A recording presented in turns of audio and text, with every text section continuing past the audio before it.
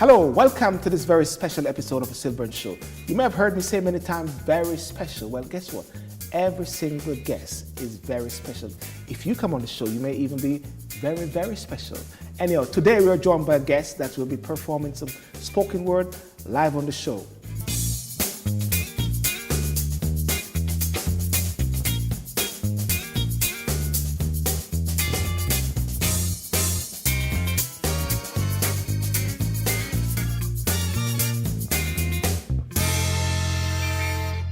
Welcome to the SYLBOURNE Show. Joining us today, we have Munnya Wordplay.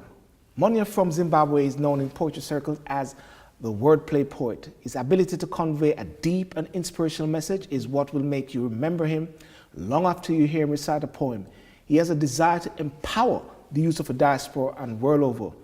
Welcome to the show, Munnya. Thank you very much. How are you doing? I'm okay, I'm not too Fantastic. bad. Good to see you. Want to inspire the world and Yes. youths all over. Yes, that's the main goal, yeah. So have you asked Donald Trump for permission to go to America to do that? Not yet. I'd love to. No, yeah, I'd love to do that. That'd be a very interesting conversation. I'm not sure you with that one. Yeah. It'd be interesting, wouldn't it? It's very interesting. It's very interesting. Well, one thing for sure. Yeah. Barack Obama is one who is, I think one of his mantra now is really going around the world and inspiring. Exactly. It is. You know? Mm-hmm. But we're going to come back to that later, you know, Munnya. Now tell me, what inspired you to be a poet? Growing up, I was always the kind of child that was different in a way. Of course, I made friends. I wasn't alone or anything. Yeah. But even after making friends, having fun and engaging in different conversations, I still felt as if there was something else that I was failing to convey until I reached the teens, really. And yeah, that's when it all took off. So that was a couple of years ago? I was 16 when I kind of felt the need to just speak the whole time. So I'd take part in different class activities like drama, a bit of drumming here and there. And it's only when I turned about 21, I think 22 in church, is when I spoke the first time. And when you say you spoke, you mean? I spoke, the spoken word? No, it wasn't spoken word. It was like a sermon. They asked me to conduct a sermon. Okay. So in that sermon, I did not notice that I was using a lot of what do you call them? Them really, really complicated words. Yeah. And I was I was using metaphors. I was using all kinds of things. It was all subconsciously happening until somebody approached me and said, "Something's going on with you, young man. You better try writing some stuff." That's when I wrote my first poem, Andrew. And the poem is called what? Andrew. How long is that poem? Andrew is 2 minutes and 50, no, it's 3 minutes long. Can I get 30 seconds of it? 30 seconds, okay. It goes, you weighed 7 pounds and 4 ounces the day you were born. As I held you in my arms, I felt the love, the warmth of the inner sense. As I drew closer to my chest, I whispered your name.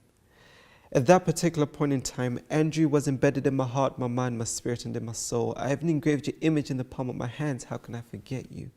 Your mother may have carried you for 9 months, but I'm going to carry you for the rest of your life. Powerful. Something like that. So therefore, there's a level of inspiration which is embedded in you, which makes that come out very naturally. Yes.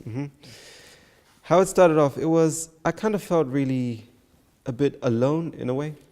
So I thought, if I had a son, what would I tell him? How would I be the best father I pretty much never had? So those words came to mind, and it was through deep emotional and a lot of what's the word when you're reading deep thoughts? A reflection. A bit of reflection, and it was really deep thinking. I was in a very, very deep state of mind then. So tell me now, are you at a point in your life now where this is your profession? Is this what you do only? It is pretty much taken off, to be honest with you. Okay, it's good. It's good. Why I ask that question? Because you're 26. Yes. I don't know. Did you want me to say that? 26. Come on. You want me to say that, yeah? Yeah. Yes, we can cut it, you know. Don't worry, ladies and gentlemen, he's 26. He was just 16 a couple of days ago. Yes, this is a point I wanted to sort of emphasize on. You know, right now, at the age of 26, that this is your profession where you want to go. Yes. When was that defining moment that you knew this? Was there a moment, or it was like you grew into it and it became like natural? Believe you me, I studied automotive technology. Yes. So when I was about, growing up from the age of like 5, I just wanted to be a mechanic. Yes. That's all I wanted. Yes. But it's only till I reached 21, 22, did I figure out I had something to do with speech and words. Yes. That's when I started to kind of think twice of my career paths and who I wanted to be, where I wanted to be, and so forth. So I think it was more of like a wake-up call when I was 21, 22, that you're not only just going to be fixing cars till the day you die, but you're going to be on different stages, talking to different people, i.e. SYLBOURNE. And, you know, it was a wake-up call, I'd say. Yes. Yeah. Because I saw you first. I think one of the videos I saw was there's an event and it was different sizes women. Yes, plus size. Plus size women. Yes. And you and your guitarist, yeah. You did. Tell us about that. This poem is based on finance. I wrote this when I was thinking of a funeral. Because you see, words are cheap and actions are priceless. But remember the voices behind the cheap words, cause they can burn and they can burn and they can be heard by the ears of the dead. But the intentions behind the actions cannot be seen by the naked eye, but clearly visible to the eyes of the blind. See, there's never a doubt on my mind I'll never be able to please the world with my words, but there's always a plan in my mind to take a small crowd on a verbal roller coaster. And it goes ashes to ashes and dust to dust. I sought the bats for lashes and I'm losing my trust. The world's a bust, man, I need some guts. I'm gonna work hard and I'm gonna take risks. I'm gonna stop. That poem was inspired by a pageant I was invited to. As a matter of fact, I was hanging with the CEO of the BAWR, Lindani. Which is? The BAWR, it's an empowerment forum for women. Yes. So she was one of my good friends, and she hooked me up with the lady that was doing the plus size event. Yes. And she asked me to write something specifically for that. So that's when it all came to be, really. Right. And then that's where that poem. Now, I get excited when it's around young people and everything like that. And we go back to poetry and you'll do something. You mentioned in your bio that you have a desire to empower the youths of the diaspora and the world over. When you say the diaspora and world over, are you relegating aspects of the diaspora or the whole diaspora in African ancestry you're talking?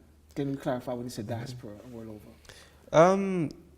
By saying diaspora world over, I wasn't only just being selective to the African youths. Yes. To anyone who's a youth.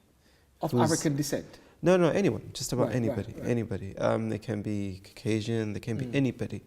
Because I believe that you don't know what somebody has until you find out exactly who they are, what they are. Because appearance can mean one thing, but what's inside can mean the other. Yeah. So I think being as universal as possible on that aspect is the best way to go. Okay, now in regards to the UK now, and we touch on to Zimbabwe because you're from Zimbabwe. Yeah. Now, how do you see the youths in the UK and how do you see your work impacting the lives of young people in the UK? I stick a pin there. You have seen the video of the young gentleman who went to this party and took away those knives. Yes, I've seen that video. And you've seen lots of young people demonstrating when you got the Brexit, demonstrating when you got the Trump. So it's like youths are somewhat caught in between a world whereby they are just being taken for like a ride, if anything. Exactly. Like that. How do you see yourself, your voice? Yes. Impacting in those zones, and what's your perception of these things? Well, let's be frank and clear. It's bad. What's going on, especially with the youth nowadays, is not really impressive at all. Yeah. But they also say words are powerful. They carry the power of life and death. How I choose to perceive my wording is now up to me. It's really bad. It's really bad. Yeah. The current situation is kind of bad, but I, as a public figure, need to carry a whole different picture. My words alone should not be just those words that can make someone sin. If I can use the same words to make someone sin, why can't I use the same words to make people win? Because a word can either make you or it can break you. I like to believe that I stand for expression and motivation. That is my motto. And crucifixion is not a problem because it's just a source of elevation to a greater dimension. So that's where I stand. Okay, you said a word can make you sin or make you win. Yeah. Right, so that there's power in the word. Yes. Now, many years ago, and I'm from Jamaica, one of the key things they used to say is sticks and stones They break your bones, but words can't harm you. Yeah. Now, that's wrong, isn't it? It's the other way around, isn't it? You'd be surprised. I think Words can break you more, isn't they it? can break you more. I've seen, like nowadays, there's a lot of domestic abuse going on. And some of this domestic abuse is verbal. If I curse you long enough, you're going to be down. There's no two ways about that. So I think that is debatable. That saying that sticks and stones may break my bones.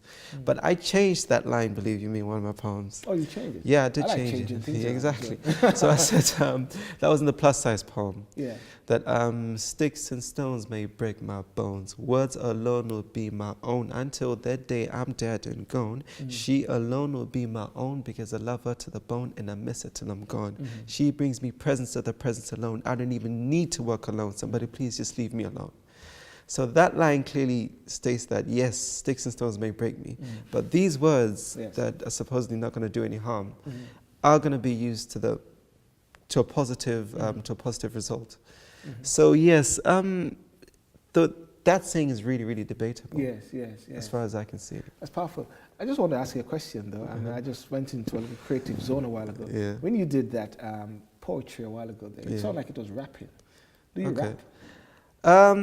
Believe you me, poetry and rap are not that far off. Yes.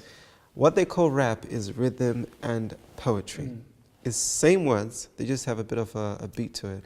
Now, have you seen when there's a face-off between two persons and they're rapping? Exactly, yeah. It's not like they're rapping with the music, but they are talking. It's you know like they're that? talking, exactly. They call that thing. And do you do that? No, but I can say your mama is so fat.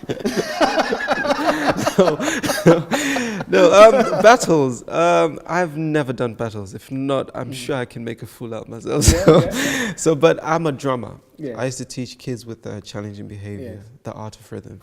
So I think that's where it kind of derives from. Every now and again, I just can't help it.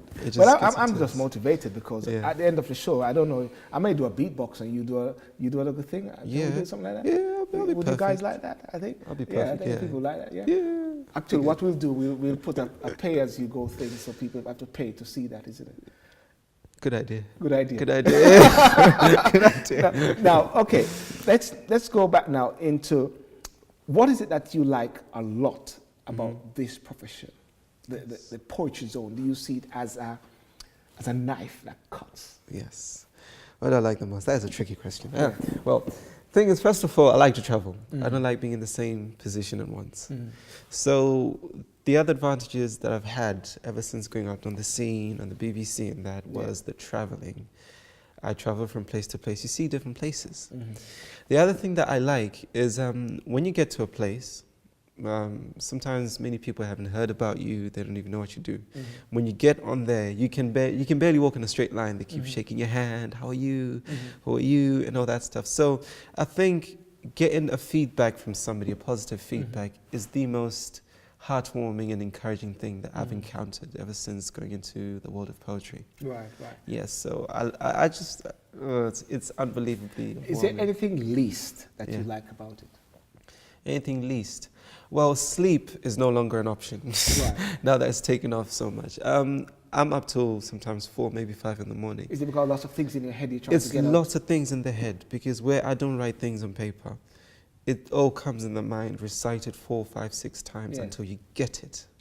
So yes, sleep is a problem at the moment. And then what you do, you tape it also? No. You just write it? It sticks in the mind, Right, okay. Just one more thing before we take a break. Tell us about Zimbabwe. How is Zimbabwe? The last time I checked, it was in trouble. The country had come to a proper standstill. There was a very, very inspirational pastor who started a movement. It was very peaceful. They arrested him and all that stuff. He got released. He got arrested again. He got released again. So at the current moment, it's uncertain what's really going on there, to be honest with you. Just waiting for the 2018 elections, just see what the outcome is. Maybe do you think Mugabe will be putting himself forward again? He will be putting himself forward. That's no doubt. I don't know about how far he's willing to take it, but it's time for change. Wow. What is the young people? Is there a sort of hunger in the young people for change, or they're feeling suppressed or so? In Zimbabwe? You don't have to look far over here. Yeah. I'm really up for change now. Yes. Because he was on before the 1980s. That was before I was even born. Right, right. And he's still on now. It's Right, like, right. wow. Okay, ladies and gentlemen, we'll take a quick break and we'll come back to you where we'll be speaking to Munnya more about his work and his aspirations. Thank you.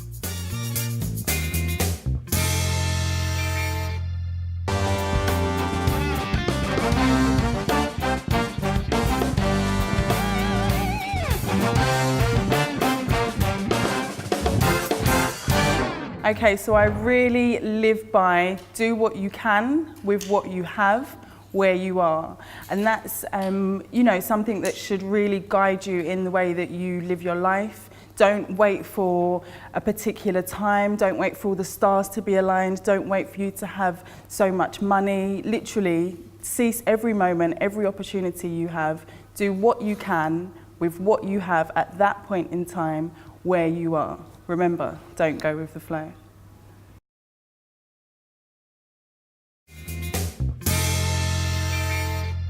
Welcome back to the SYLBOURNE Show, and we have Munnya, who is the artistic, poetic genius. Thank you very much. I like to always give a name. So when you leave the show, you said SYLBOURNE anointed you or appointed you genius. You shake my hand on that one.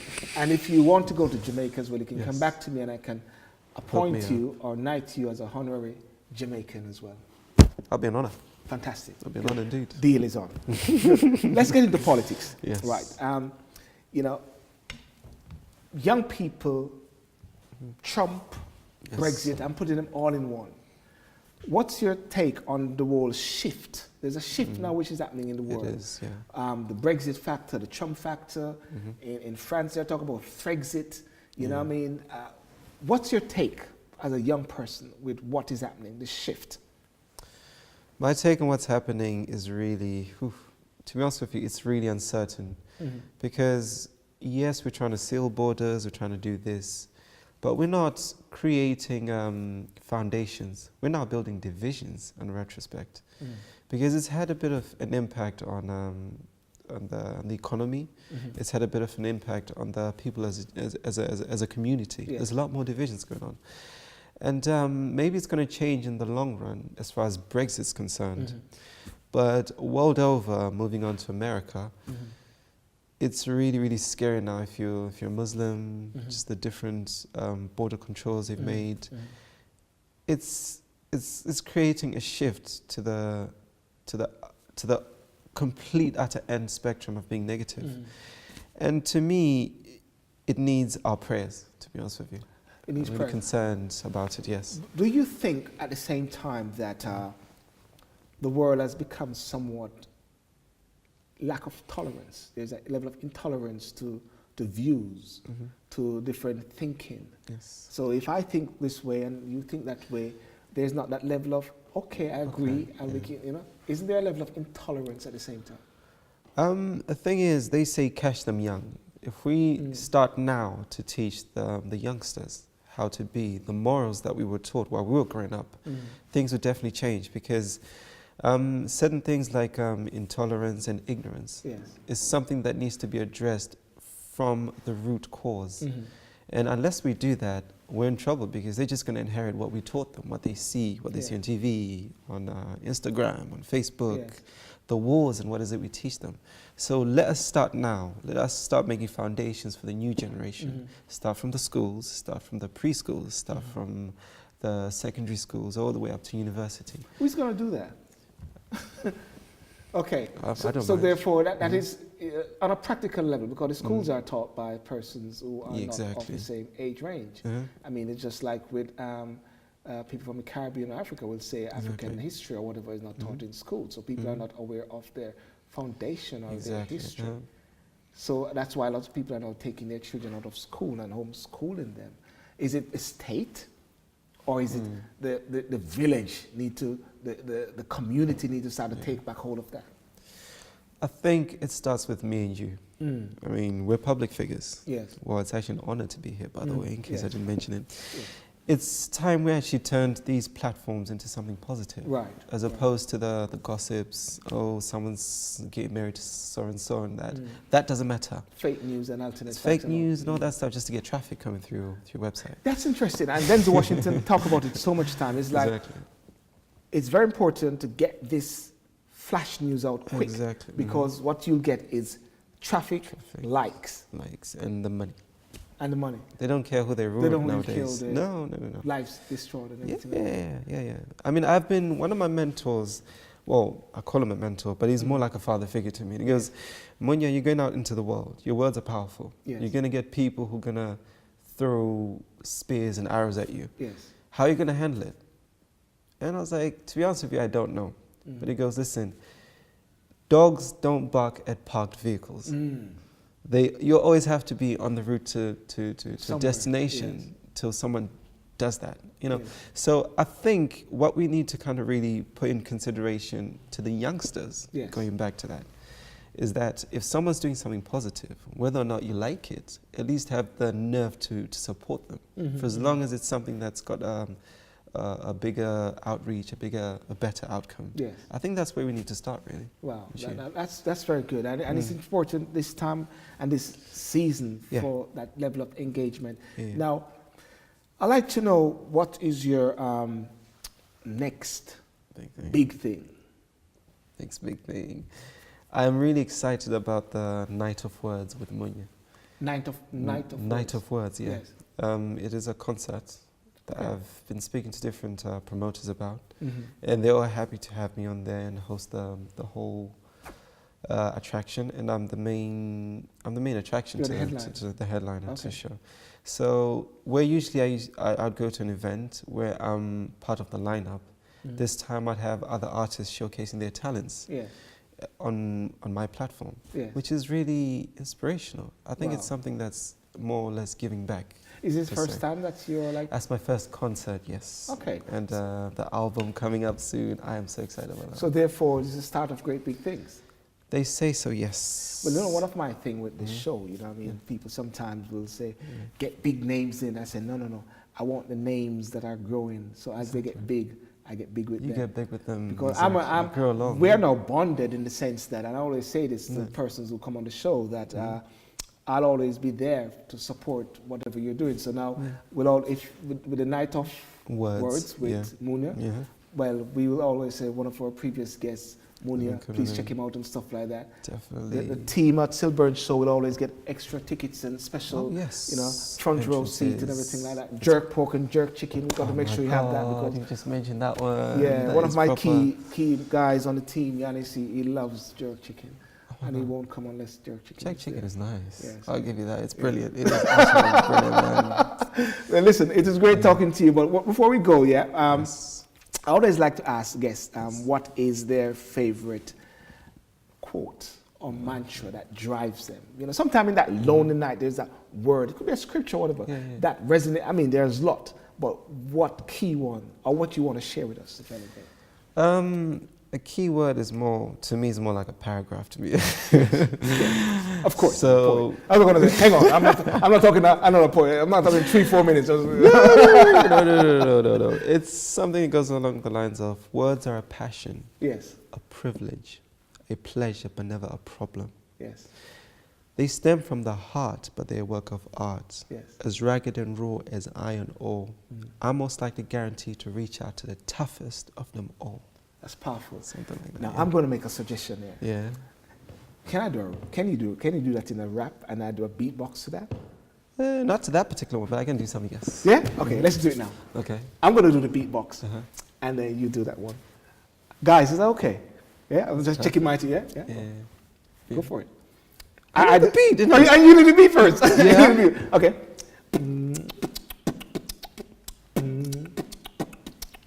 Chip on my shoulder, I'm getting older. Sometimes I wonder how long it's going on for. 0 for 1 and 1 for all. The world's on my shoulders, the world's out to get me. Please come and get me, cause nobody seems to get me. And take me to a place I've never been. And take me to a place I know sin. And take me to a place I've never seen. But I really rather never see the gate to hell. Something like that. Ladies and gentlemen, awesome.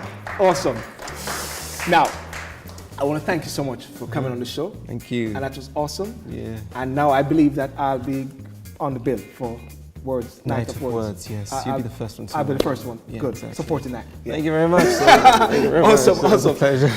Ladies and gentlemen, thank you so much for joining us on the SYLBOURNE Show, and to find out more about Munnya and as well about his upcoming Night of Words with Munnya. Follow us on SYLBOURNE.com, our website. Make sure you subscribe to our YouTube channel, SYLBOURNE TV, and follow us on Instagram and Twitter as well. And see you next time on the SYLBOURNE Show. Thank you. Woo-hoo. My heart and my mind are not related. There is no coalition or correlation in parallel dwelling and making decisions. So what my mind chooses, the heart refuses. But when my heart chooses, the mind is obliged to facts and options, including the fictions pertaining the heart's relations. Hence the fact that love is blind to the facts of the mind. That should not be undermined, but in bold black ink should be indeed underlined and kept in mind. I'm down on my knees, I'm begging you please, try not to be like me. Try not to be caught out by surprise. Because with the bleeding nostril and black eye, you're gonna pay twice the price. Truth is, it's always easier to take a piece of advice. Because you only live once. You don't live twice, you die once. You ain't a cat with 9 lives. And I don't need your postcode. I don't need an address. I don't need a fast car with a GPS. Because none of these will pave a way to your heart. Because right from the start, I made a humble beginning to make a humble decision. And just start from the humble beginning and just chase for your heart. That's kind of hard because you dress to impress. How could I miss that designer dress? Oh my God, I'm so impressed. But never had I been in this much distress. Because of my job, I'm always in a mess. And even if I try to make a change, it's kind of hard because my mind is in a mess and my heart is in a stress. Something like that. Thank you. Hi, thanks for watching our video. If you like what you see, please subscribe to my YouTube channel and share and like, and don't forget to comment, but first subscribe. I'm Munnya Wordplay Poet. I've been on the SYLBOURNE Show. Please do subscribe. See you soon. What's that? Did I do something wrong? Did I do something wrong? That was 15 minutes. That was 15 minutes. Oh, that was part 1.